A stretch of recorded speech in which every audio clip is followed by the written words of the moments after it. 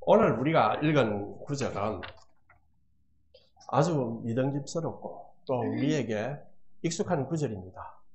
이것은 그리스도 안에서 믿는 자의 안전에 대한 아름다운 찬양입니다. 바울 선생께서 복음을 통해 믿는 자에게 주어진 축복들을 회고하면서 거기에 응답한 것입니다. 바울 선생은 이 로마서의 첫 구절에서 사실상 여러 축복들을 열거해 왔습니다. 따라서 이 단락은 지금까지의 이제 편지 내용 중에 클라이막스에 해당된다고 볼 수 있습니다. 그런데 이 구절의 언어와 내용은 로마서 5장과도 유사합니다. 로마서 5장 11절에서 11절을 제가 발췌해서 잠시 한번 읽어보겠습니다. 그러므로 우리가 믿음으로 의롭다 하심을 받았으니 우리 주 예수 그리스도로 말미암아 하나님과 화평을 누리자. 또한 그로 말미암아 우리가 믿음으로 써있는 이 은혜에 들어감을 얻었으며 하나님의 영광을 바라고 즐거워하느니라. 다만 이뿐 아니라 우리가 환난 중에도 즐거워하나니 이는 환난은 인내를, 인내는 연단을, 연단은 소망을 이루는 줄 알미로다. 소망이 우리를 부끄럽게 하지 아니하면 우리에게 주신 성령으로 말미암아 하나님의 사랑이 우리의 마음에 부음받으니라. 얼마나 좋습니까? 또 11절 넘어가서 11절을 볼까요? 그뿐 아니라 이제 우리로 화목하게 하신 우리 주 예수 그리스도로 말미암아 하나님 안에서 또한 즐거워하느니라. 이거를 쓴 바울은 세상의 눈으로 볼 때는 즐거운 상태에 있지 않습니다. 옥중에 다 있었을 때입니다.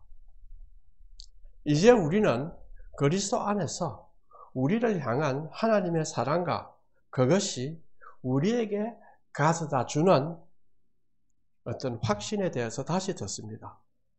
하나님께서 우리를 어렵다 하신다는 선언은 최종적인 판결입니다. 1심, 2심, 3심 있어서 1심이니까 2심에서 또 이제 지금 우리 교회에도 있죠. 2심, 또 3심 기다려야 된다. 그렇지 않습니다. 1심으로 끝이 납니다. 선언하셨습니다. 따라서 우리가 읽은 이 구절은 우리를 정죄하려는 어떤 시도에 대해서도 확실히 변호하심을 이야기합니다.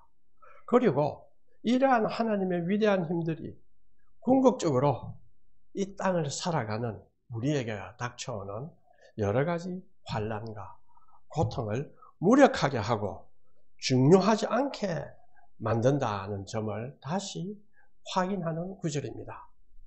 자, 오늘 읽은 구절은 이제 31에서 39절까지 읽었는데 이것은 두 단락으로 나누어집니다. 31, 34 그리고 35, 39절입니다. 오늘 우리가 생각할 것은 31에서 34절에 나타난 하나님 말씀을 생각합니다. 이 구절을 잠시 보면요. 주로 법적인 이미지를 드러내는 단어를 사용합니다. 대적하겠느냐? 내어주신다. 넘겨주신다. 고발하다. 어렵다 하다. 정죄하다와 같은 표현들입니다. 하나님이 우리 편에 계신다. 이런 것은 이미 내려진 칭의의 판결이 심판에서 우리를 완전히 변호하신다는 보증입니다. 자, 31절에 그런즉 이 일에 대하여 우리가 무슨 말을 하리요? 그렇죠? 그럼 이 일에 대하여가 도대체 어떤 일인가? 이것은 26절에서 30절까지 말하는 모든 것을 가르칩니다. 잠시 한번 볼까요? 기도할 바를 알지 못하는 우리에게 성령이 탄식하시면서 우리를 위하여 친히 간구합니다.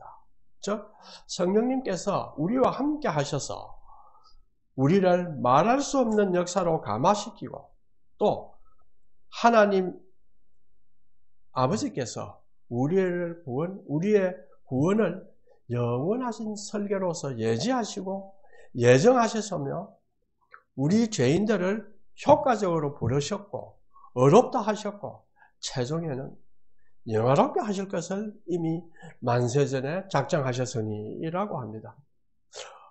어마어마한 이야기입니다. 우리도 몇 줄 읽지만은 가슴이 팍팍 막히는 이야기입니다. 자, 그러면 이제 인정되면 됐지 않느냐?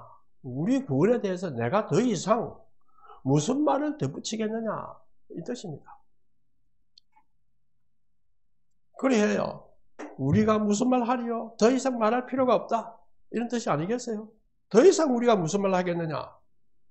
이렇게 말씀하시면서 바울 선생은 또 말씀하십니다. 자기도 입 딱 다물고 넘어갔으면 좋겠지만은 계속 하십니다. 왜냐하면 하도 어리석은 도전들이 우리 성도들을 계속 유혹하기 때문입니다. 그 31절에서 39절까지가 사실은 그러한 도전 6가지와 답변 6가지로 나누어집니다. 31절에서 34절까지는 3가지 도전이 있고 또 3가지 답변을 합니다. 그래서 첫째로 31절에 하나님이 우리를 위하시는데 누가 우리를 대적하겠느냐? 우리의 대적자들이 있다는 소리입니다. 누가 우리를 대적하겠느냐? 자, 이것은 대적하는 세력이 전혀 없다는 의미가 아닙니다. 8장 18절을 보면요. 생각하건대 현재의 고난은 장차 우리에게 나타날 영광과 비교할 수 없도다. 왜 이런 말 했습니까? 고난이 있어서 고난이 우리를 대적한다 이 뜻입니다. 그러나 그 고난은 별거 아니다. 우리에게 나타날 영광과 좋게 비교할 수 없다. 그러니 이겨라. 이런 이제 응답을 하는 셈입니다. 그리고 35, 36절에 보면 성도에게 핍박과 고난의 극심한 어려움이 있음을 말했습니다. 자, 비록 극심한 어려움이 있더라도 하나님이 설계한 구원의 계획과 성취에 대하여서는 이길 수가 없다라는 뜻입니다. 다시 말하면 대적하는 자가 있으나 처음에는 이기는 것 같이 보이고 하지만은 결국 성공치 못하고 중도에 다 물러간다는 뜻입니다. 곧 신자는 이 모든 어려움에서 반드시 최종적으로 승리한다고 말한 것입니다. 하나님이 함께 하시면 어느 누구도 우리를 대적하면 실패합니다. 자, 고난이 우리를 대적합니다. 그런데 앞에 이제 극심한 핍박, 그렇죠? 극심한 고난의 어려움 하니까 고난하면은 큰 것만 생각합니다. 내한테는 우리 보통 일상에 살면은 그러한 극심한 고난이 있습니까? 잘 있지 않습니다. 그렇다고 해서 이 말은 우리의 현재의 삶의 콘텍스트와 떠난 말이 아닙니다. 고난은 큰 것만 있는 것처럼 보이지만 아주 사소한 것도 많습니다. 그런데 문제는 이 사소하고 소소한 것들이 어떤 상황에서는 갑자기 결합되어 정폭되어서 자신도 상처를 입고 상대에게도 상처를 입힙니다. 서로 잘 모릅니다. 왜냐하면 소소한 것에서 시작했기 때문에. 또 갑자기 사소한 건데 다 화가 땅이 나면 자기 통제를 못합니다. 그러다가 아주 사소한 것인데 에스컬레이트 돼가지고 서로 다툼이 일어납니다. 자, 그렇게 되면 어떻게 됩니까? 마음이 아프고 자존심도 상하고 또 가족 간에도 서로 의가 안 맞아가지고 다툽니다. 그래 다투고 나면 아무것도 아닌 그거 가지고 또 화가 나고 이제 어떻게 합니까? 확장합니다. 자가 내를 무시하다니 뭐 이런 식으로 나와요. 내 자존심이 상했다고 이렇게 갑니다. 비록 사소한 것이지만 믿음이 연약한 성도들에게는 그것이 큰 도전으로 바뀔 수가 있습니다. 그래서 객관적으로 볼 때는 우리가 저 사소한 것이 뭔데 죽어 때문에 그러느냐 이미 다 지났는데 믿음으로 이기시죠. 이렇게 우리가 쉽게 말하지만 당사자는 자신에게 일어난 사건에 대해서는 객관적이 되지 못합니다. 하나님을 믿는다는 것은 성경에 보면은 자기 자신을 주님의 입장에서 객관화할 수 있는 능력을 가지는 것입니다. 이게 아주 중요합니다. 그게 하나님을 믿는 자. 그리고 우리가 주관 속에 매몰되어 있지만은 이 주관을 이끌어가서 성찰을 통해서 반성할 수 있는 힘을 가져야 됩니다. 그게 어떻게 가집니까? 그래서 성경에 항상 기도하라 할 때 우리는 기도를 하나의 도구적으로 뭔가 얻는 것만 생각하니까 한 번 하면 됐지 말입니다. 여러 번 하면 중은 무언 아닙니까? 그렇죠? 기도라는 건 그렇지 않습니다. 바울이 이걸 우리 기도에 대해서 생각해 봐야 돼요. 바울이 항상 기도하라. 그래 어떤 사람은 밥 먹을 때도 기도하고 걸어갈 때도 기도하고 이렇게 말하죠. 바울이 그런 뜻으로 한 것은 아닙니다. 삶이 기도라고 하는 삶은 이런 형태의 삶이다. 그 삶 속에서 자신을 이끌어가라. 항상 기도해야 되죠. 그러니까 항상 하나님과의 관계 속에서. 그리고 우리가 온갖 잡념이 다 안 들어옵니까? 그때 그 잡념들을 물리치거나 통일시키는 어떤 아주 중요한 중심적인 사고를 해야 됩니다. 거기에 하나님에 대한 생각이고 그것이 기도입니다. 거기에 설 때에 우리가 입으로 직접 하는 기도 있죠. 직접 하는 기도 있습니다. 그걸 통해서 하나님께 상달이 됩니다. 그 중심이 서 있지 않고 기도를 많이 한다고 노력하면 물론 안 하는 것보다 훨씬 낫습니다. 그러나 하나님의 상달되기가 힘듭니다. 그래서 기도는 하나님과의 끊임없는 대화고 말씀을 통해서 자신을 돌아보고 하는 그 삶 속에서 기도는 자라고 또 그것은 우리의 구원을 더 확신을 갖도록 해줍니다. 따라서 우리는 어떤 고난, 큰 적덕 이런 것이 올 때마다 먼저 생각해야 될 것은 근심은 우리를 해칩니다.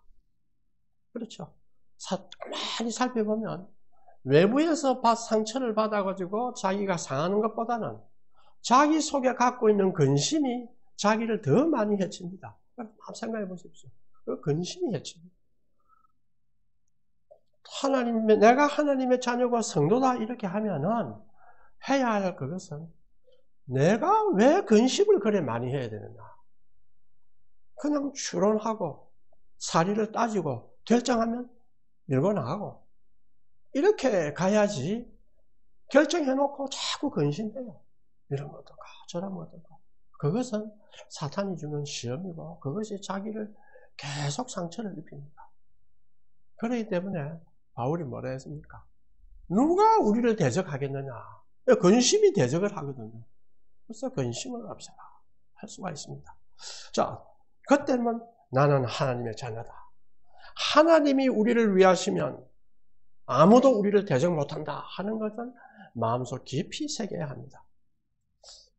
둘째로 자기 아들을 아끼지 아니하시고 우리 모든 사람을 위하여 내주신 이가 어찌 그 아들과 함께 모든 것을 우리에게 주시지 아니하겠느냐. 어째 보면 이거 하도 많이 듣던 이야기입니다. 주님이 아들을 보내주셔서 우리를 십자가에 못 박혀 달리게 해서 우리를 구원했다. 그러나 그것이 담고 있는 함축적 의미는 어마어마한 겁니다. 자, 아들을 아끼지 않는다는 뜻은 무엇 때문에 그 말을 하셨을까요? 그것은 내 인간이 누군가, 내가 누군가, 내가 어떤 상황에 놓여 있는가, 인간이란 본래 어떤 존재인가 라는 것을 어떻게 이해하고 있느냐에 따라서 달라집니다. 이 성경이 말하는 인간은 근본적으로 하나님의 피조물입니다. 저절로 생긴 것도 아니고 하나님의 피조물입니다. 그런데 내가 주체가 돼가지고 모든 것은 내가 이제 판단해서 한다. 이래 하는 것이 타락입니다. 나는 피조물이기 때문에 하나님이 선악의 기준이고 주체다. 나는 거기서 배워서 내 삶을 결정한다. 이렇게 가야 됩니다. 그런데 이것을 인간이 떠났어요. 이것은 근본적으로 타락 속에 있습니다. 그 타락 속에 있는 자가 하는 일들이 어떤 것인가 하는 것이 로마서 1장에서 이제까지 잘 나옵니다. 볼까요? 하나님의 진노가 불의로 진리를 막는 자에게 나타난다. 무섭지요, 그죠? 그런데 경건치 아니한 자에게 나타나고 불의한 자에게도 나타납니다. 그런데 가만 생각해 보십시오. 내가 무슨 불의를 가지고 진리를 막았는가? 아무도 내가 뭐 그냥 평소에 잘 사는데 내가 무슨 억한 심정이 있어가지고 불의를 가지고 진리를 막았는가? 안 그렇다 이렇게 생각할 겁니다. 그렇죠? 또 경건치 못한 자 할 때는 내가 좀 경건치 못하다 이거는 또 생각을 해요. 그러나 이 두 개를 보면 굉장히 고상한 표현입니다. 큰 내용을 담고 있습니다. 자, 내가 무슨 진리를 막았고 내가 경건치 않다는 것은 인정하겠지만 내가 무슨 그 불의를 말했는가 이렇게 생각할 수가 있습니다. 또 그렇게 하는 사람도 있죠. 그런데 1장 29절에 보면 또 뭐라고 또 그 우리가 타락한 인간이 지을 수 있는 죄를 나열을 쫙 합니다. 어떻게 나열하느냐? 불의, 추악하다, 탐욕을 가졌다, 악의를 가졌다, 시기하고 질투하고 사기, 악독, 비방하는 자다, 수근수근하는 자다, 능욕하는 자다, 교만하는 자다, 자랑하는 자다, 악을 동로하는 자다. 이 등등의 용어를 가지고 우리 인간의 죄악의 상황을 다 지적합니다. 자, 이걸 가지고 우리 자신을 비춰보면은 여기에 나는 해당되는 사람도 별로 없을 겁니다. 그러나 한두 개는 다 걸립니다. 그렇죠? 하나 이상은 다 걸립니다. 또 어떤 사람은 이게 너무 심하다 이거야. 내가 언제 악독했나? 내가 언제 사람을 능욕했나라고 할 것입니다. 또 나는 뭐 좀 별일 안 하고 사회가 다 그렇다 보니까 뭐 그래 한 거 아닌가? 내 잘못이 뭐 있는가? 이런 생각도 할 수 있습니다. 또 어떤 분은 자세히 보니까 이거는 내 과거의 삶을 말하는 것 같아. 교만하고 남의 상처를 다 입혀놓고도 거기 뭐 가지고 상처 입는데 잘못한 게 당연한 거 아이가? 이렇게 살았을 때도 많이 있죠. 그래서 이건 내 과거 삶을 이야기하는 거 아닌가? 또 어떤 분은 이거는 꼭 내한테 하는 것 같아. 또 이런 사람도 있습니다. 어떤 사람은 이렇게 많지는 않지만 그래도 생각해보니 나도 몇 개 걸리는구나. 이런 형태의 사람들이 있습니다. 어쨌든 이 세상에는 악한 사람들이 많습니다. 다시 말하면 구원받아야 할 자들이 많습니다. 그런데 하나님은 그것만 나열한 것이 아니라 이 나열이 무엇을 의미하는가를 한번 생각해야 합니다. 그 뭐냐? 너희들이 삶의 기준을 어디에 두느냐에 따라서 하나님이 말씀을 통해서 나열한 이 악들이 해당이 될 수도 있고 안 될 수도 있습니다. 삶의 기준을 산상수훈에 보여주는 고도의 삶에 둔다면 우리의 모든 삶은 뭡니까? 악한 삶입니다. 그렇죠?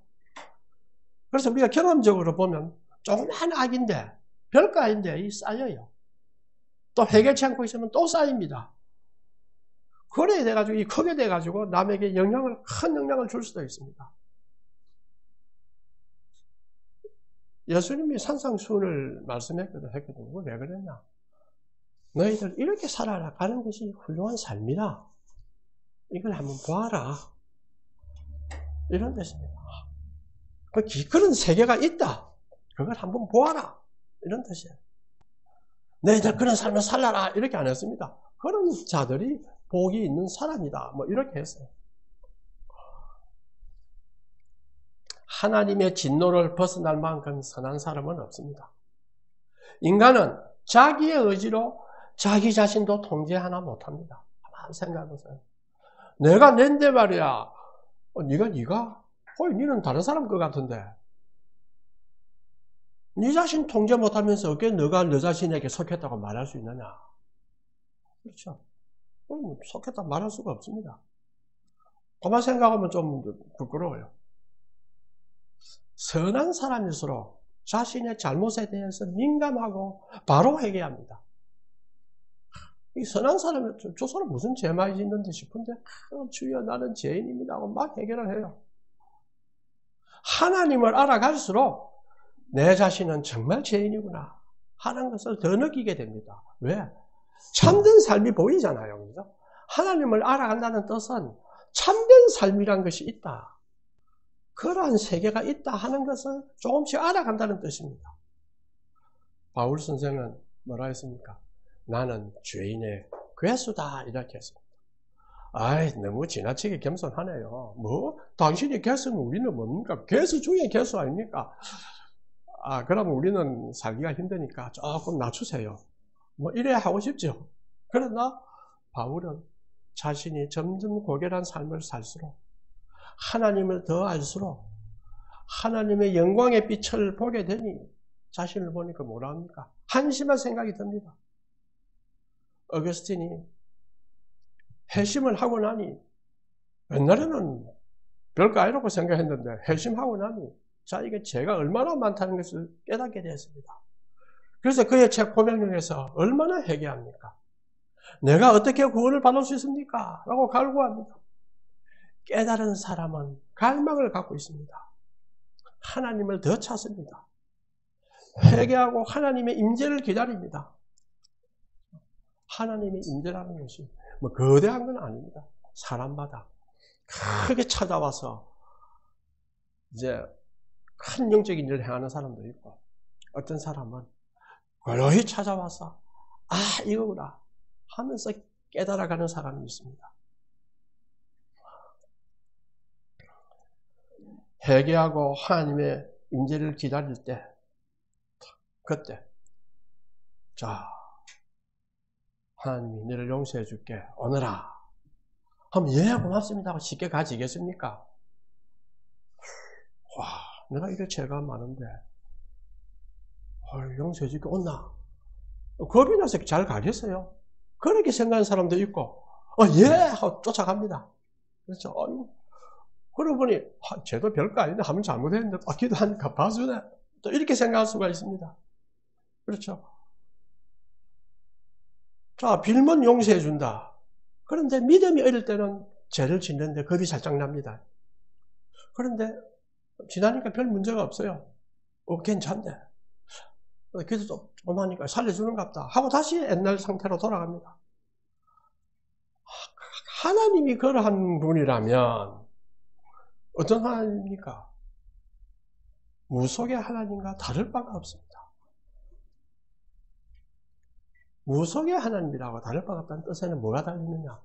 거기에는 사랑이란 건 없습니다. 그렇죠? 무당들에게는 사랑이 없어요. 지배와 순종만 있을 뿐입니다. 그리고 힘을 빌려서 능력을 획득하는 거예요. 나도 그 힘을 빌려서 한번 잘 살아보자. 그 힘을 빌려서 뭐 해보자. 이런 것이 무속적 신앙입니다.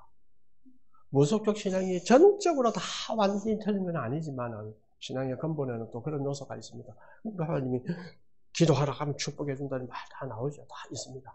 그러나 더 근본적인 바탕에는 사랑이 있는 종교라 해야 됩니다. 하나님이 우리를 사랑하신다. 그런데 이 사랑이라고 하는 것은 또 아주 깊은 많은 걸 담고 있습니다. 바울 선생은 죄를 전면 가까이 하지 않는 거룩한 분이라고 하나님은 그런 분이다 라고 생각했습니다. 그러니 바울 선생도 하나님께 다가갈 방법이 없죠. 무언가 나는 빛을 보는데 바뀌고 싶습니다. 자, 우리 삶에 느끼죠. 내가 이래 살아가 되겠나? 무언가 바뀌고 싶다. 이렇게 합니다. 변화받고 싶다. 또 특히 지나보면 외롭고 가련한 사람들이 있습니다. 이런 사람들은 무언가 누가 나를 좀 도와줬으면 이렇게 생각하는 사람이 있어요. 뭔가 나에게 말벗이 되어주시면 하는 사람도 있습니다. 또 어떤 사람은 부자예요. 부자인데 아파서 곧 죽음 앞에 놓이게 됩니다. 두 종류의 사람이 있습니다. 후회와 두려움 속에 있어서 어떻게 하면 내가 구원받을까? 이걸 찾는 사람이 있고 어떤 사람은 능력이 있는 사람 찾아갑니다. 내가 헌금 많이 할 테니까 좀 살려주시오. 의사 와서 좀 살려주시오. 살았다 합시다. 또 몇 년 뒤에 죽을 거 아닙니까? 그렇죠. 몇 년 뒤에 죽습니다. 그런데 이러한 우리의 상황에서 하나님이 자기 아들을 보내주어 믿는 자에게 우리의 죄를 용서해 주겠다고 선언한 겁니다. 그러면 앞에 제가 한 이야기를 가만 생각해 보시면 좀 진지한 사람이라 한다면 내가 무슨 대가로 하나님이 어마무시한 나의 죄를 용서해 주느냐 물을 수 있지 않겠습니까? 좀 힘 좀 세다고 말이야. 용서해 준다 하고 이러면은 좀 똑똑하고 생각하고 말이야. 정의롭고 공평한 걸 좀 원한다는 사람이면 이상하지 않습니까? 그래서 하나님이 내 아들을 내어준다 이거야. 이제 그 말을 쓴 거예요. 내 아들을 내어준다. 내가 너에 대한 용서는 내가 힘이 세서 해주는 용서가 아니라 너에 대한 지역한 사랑 때문에 내 아들을 내어주는 거다. 신의 용서는 신의 힘이 우리보다 강하기 때문에 높은 곳에서 내려다보듯이 군림을 하듯이 용서를 하는 것이 아닙니다. 신은 죄인이 받아야 할 그 형벌을 대신 받는 고통을 받습니다. 그 고통이 어떤 것이냐 우리가 잘 알 수 없어요. 그래서 하나님과 예수님 구별해야 되는데 하나님이 받는 고통이 뭐냐 우리가 참 알기 힘들어요. 그렇죠? 그럼 어떻게 해야 됩니까? 예수를 봐라 이거예요. 근데 예수를 보니까 엄청난 고통을 당하거든요. 예수를 보면 좀 알 수가 있습니다. 거기에는 참된 사랑이 있습니다. 그것은 너가 죄를 지었지만 내가 십자가에 달려서 너가 마땅히 받아야 할 그 고통을 내가 대신 지고 가서 너를 용서해 준다. 그리고 거기서 그치는 것이 아닙니다. 예수님이 가시고 난 뒤에 뭐라 합니까? 너는 혼자가 아니다. 혼자가 아니다. 자, 네 죄 다 용서해 줬다 하고 탁 내팽개 치는 게 아닙니다. 혼자가 아니다. 너는 여전히 나의 사랑 속에 있다. 라고 선언한 것입니다. 그래서 우리는 믿고 순종하는 것이에요. 그런데 과거에 말이야 십자가에 못 박히고 2000년 전에 죽은 것이 나하고 무슨 상관이 있느냐 이래 할 수 있죠. 그렇죠? 저도 전도할 때 보면 야 유신아 2000년 전에 그래 죽었다 하자. 그거 말이야 내가 내 죄를 사해준다면 그건 무슨 소리야? 니는 이해되라. 이런 질문을 하죠.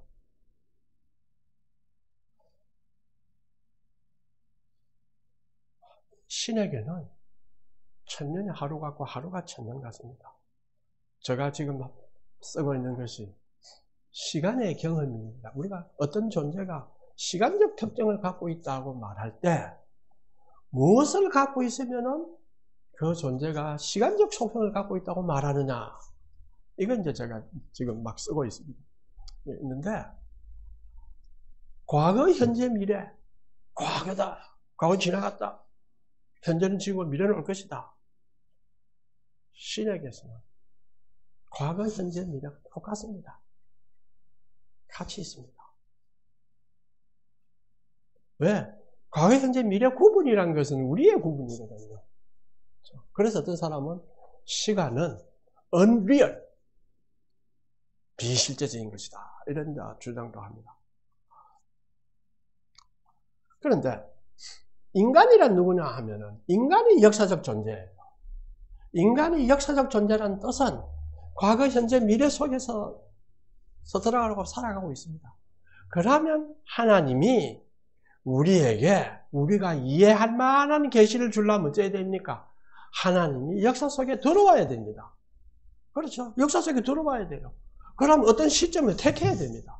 그러니까 그 과거 그 시점을 택한 것이지 과거의 일이나 이러는 사건은 인간이 역사적 존재이기 때문에 역사적 시점을 택해서 과거가 되었으나 과거로 그친 것이 아니고 그 효험은 현재에 있습니다. 항상 지금이 있습니다. 그걸 우리가 명심해야 됩니다. 예수님이 때가 그래서 그게 이제 시간의 의미를 구별하라. 시계의 시간은 보지 마라. 의미의 시간이라는 것이 있다. 의미의 시간이라는 게 있어야 우리가 생각할 수 있는 세계의 폭이 넓어집니다. 아니면 짐승과 똑같은 거예요. 시간대로 가는 거예요. 그렇기 때문에 아들을 아끼지 않으신 이가 모든 것을 우리에게 주시지 아니하겠느냐라고 하십니다. 이것을 우리는 믿을 수가 있습니다. 그리고 확신을 갖고 믿어야 됩니다. 아들을 주시니라. 우리 자식 있잖아요. 그렇죠? 야, 어마어마한 사랑이었구나. 어떤 사람은 아버지가 말이야 자식을 학대했단 말이야. 아들 보내가 죽게 했다. 그거 쓴 사람이 자식을 안 낳아본 사람인가 아닌가 싶어요. 아버지의 가슴은 더 아프다는 생각을 해야 되거든요. 그 다음에 이제 셋째, 33절에서 34절. 누가 능히 하나님께서 택하신 자들을 그리고 어렵다 하시니는 하나님이시니 누가 정죄하리요? 죽으실 뿐만 아니라 다시 살아나시니는 그리스도 예수니 그는 누구냐? 하나님 우편에 계신 자다. 그리고 우리를 위하여 간구하시는 자다. 자, 현대는 참 기묘한 시대입니다. 한편으로는 아주 물질의 시대입니다. 사람의 생각도 뇌를 다 스캔해봐라. 뇌 다 스캔해가지고 분석해봐라. 그러니까 모든 정신은 물질이다 하는 유물론 시대로 한편으로 가고 있는데 또 우리의 인간은 한편으로는 뭡니까? 심리학의 시대입니다. 전부 다 마음에 상처 있고 심리적으로 근심을 가지고 자기를 해치고 있습니다. 그렇죠? 심리학의 시대입니다. 참 이중적 모습이 있습니다. 자, 내가 주를 알지만은 혹시 이 가짜가 아닌가? 내가 왜 이리 힘이 없나 이거야? 왜 이리 불안해요?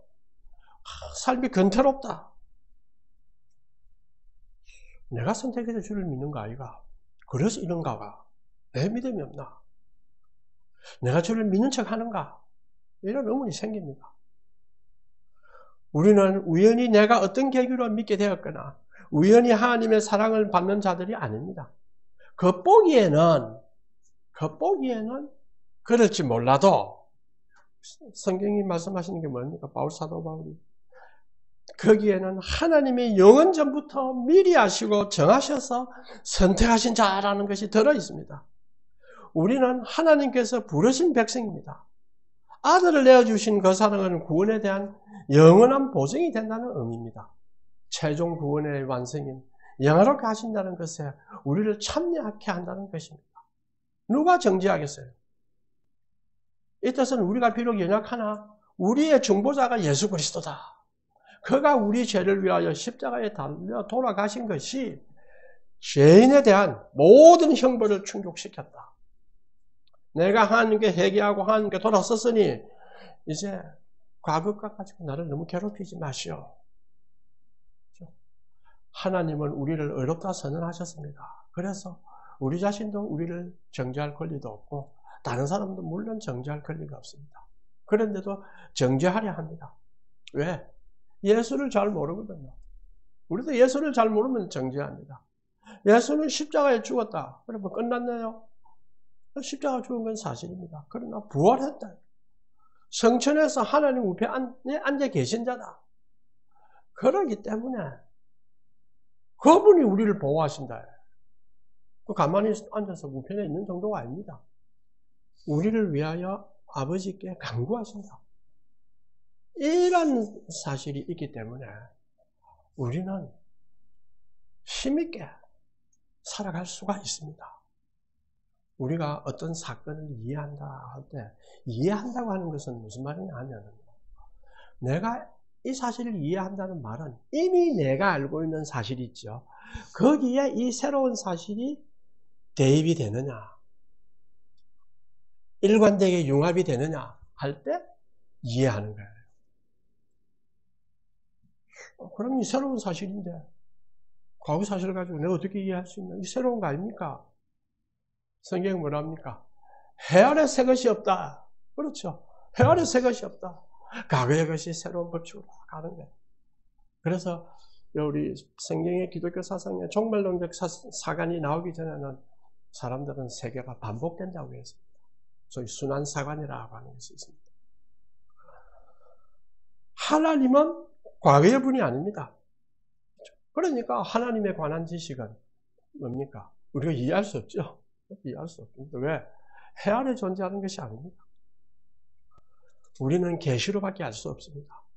말씀을 통해서 개입하시고 성령을 통해서 세상 끝날까지 가르칩니다.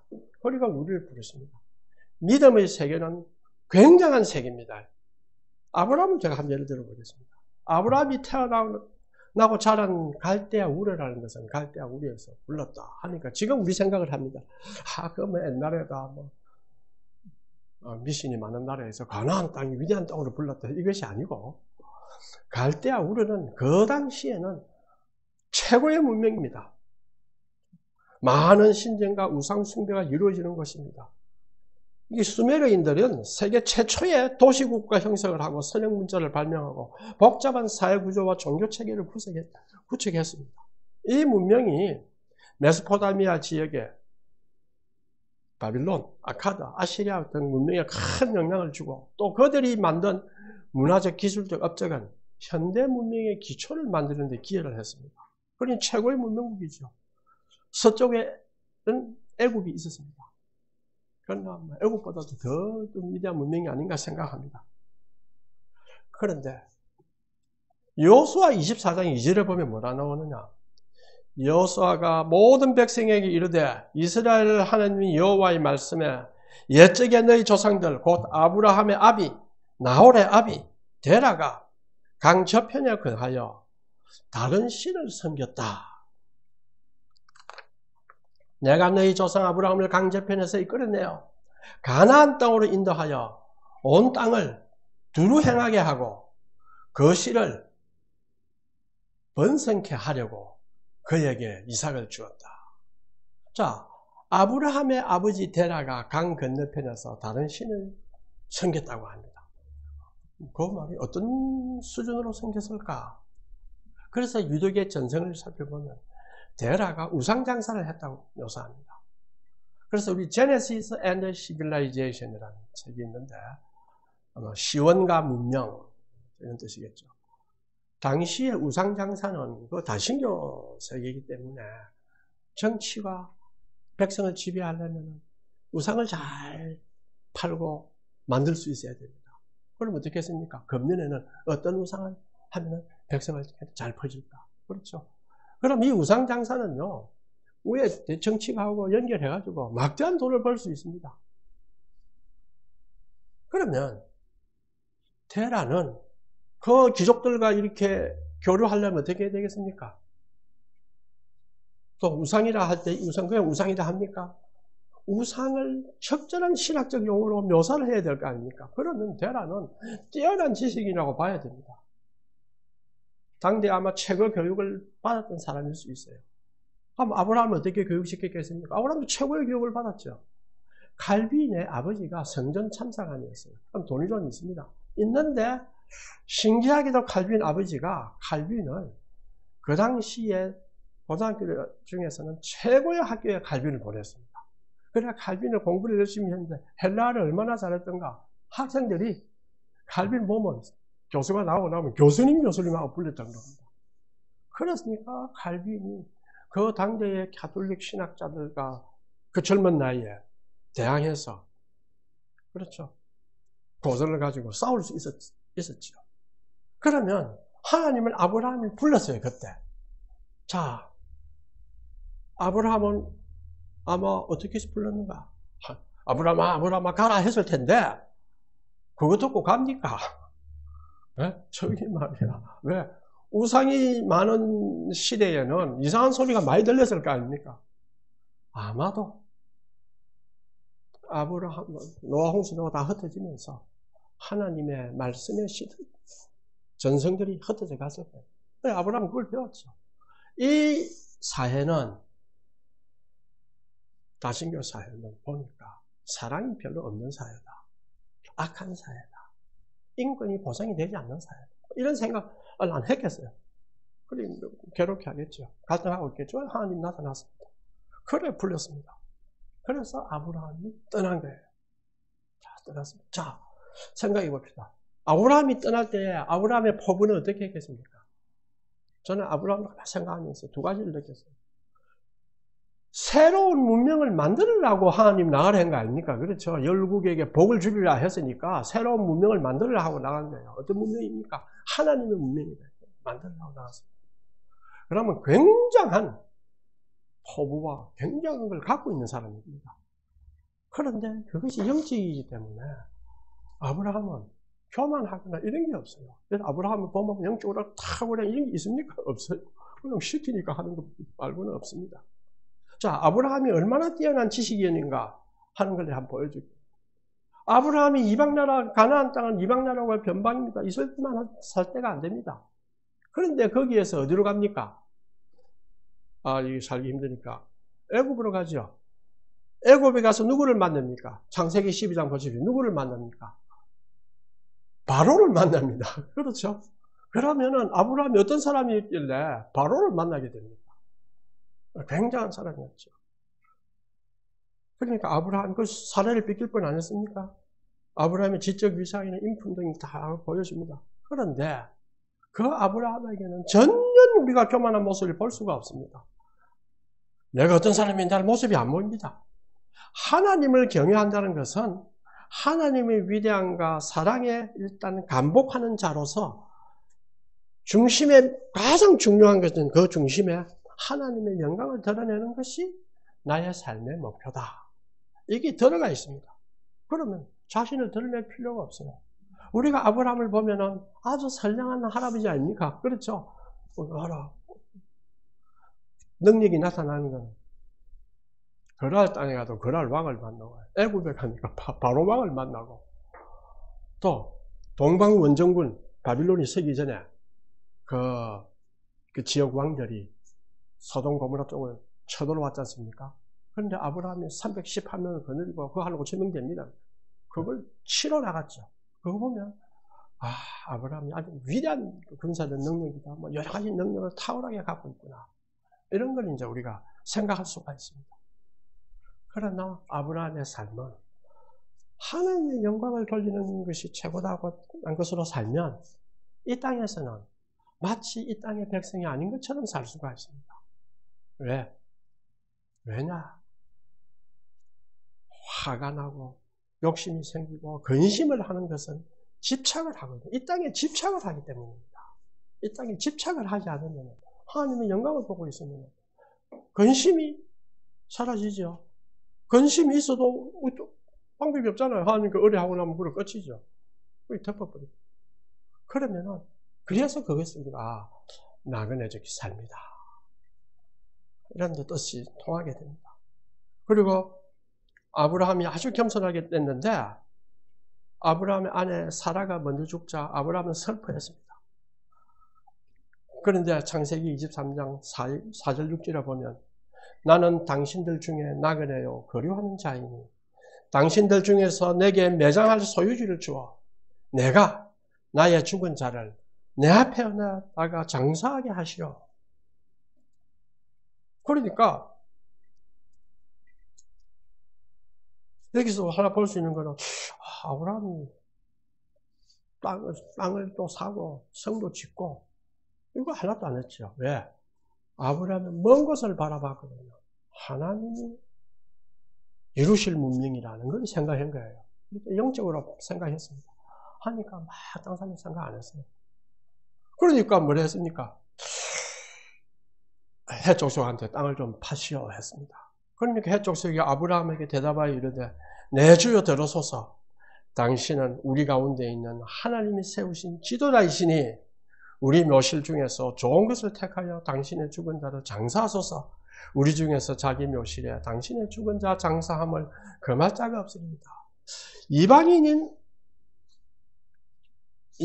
아브라함에 대한 그들의 태도입니다. 그렇죠? 당신은 하나님이 세우신 지도자입니다. 그 이방인 아브라함에게 땅이 있고 부동산이 있어가지고 딱 이제 자기 틀을 갖추지 그 있는 아브라함입니다. 하나님이 우리를 택할 때에 제가 느낀 것이 이렇게 살아라고 한 것이 아닌가. 아들의 형상을 본받는 것이니 하나님께 대한 지식을 갖고 싶고 하나님의 형상을 닮은 사람을 이해하고 싶고 그런 사람을 사랑하고 싶지 않겠습니까? 그러면 겸손할 수밖에 없습니다. 겸손이라고 하는 것은 뭐를 줍니까? 우리에게 자유를 줍니다. 알겠죠? 겸손은 우리가 뭐 솔직하게 아무것도 없는 사람이 뭐 다 내놨다 하면 훨씬 용기 있게 가잖아요. 전쟁터에서 아무것도 없다, 난 가족도 없고 뭐 아무것도 없다 하는 사람은 훨씬 자유롭게 싸울 수 있습니다. 겸손이라는 것은 자유를 주고 용기를 줍니다. 그런데 사람은 겸손은 마치 자기를 비하시키는 것처럼 생각하는데 그거는 아주 잘못입니다. 겸손은 강한 자를 만들어줍니다.